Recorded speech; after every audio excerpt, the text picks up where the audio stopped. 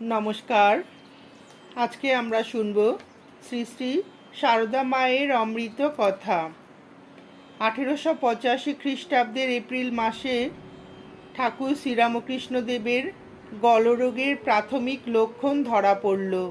24শে মে বাংলা জ্যৈষ্ঠ শুক্লা ত্রয়োদশী ঠাকুর শ্রীরামকৃষ্ণদেব পানিহাটির উৎসবে যোগদান করেন।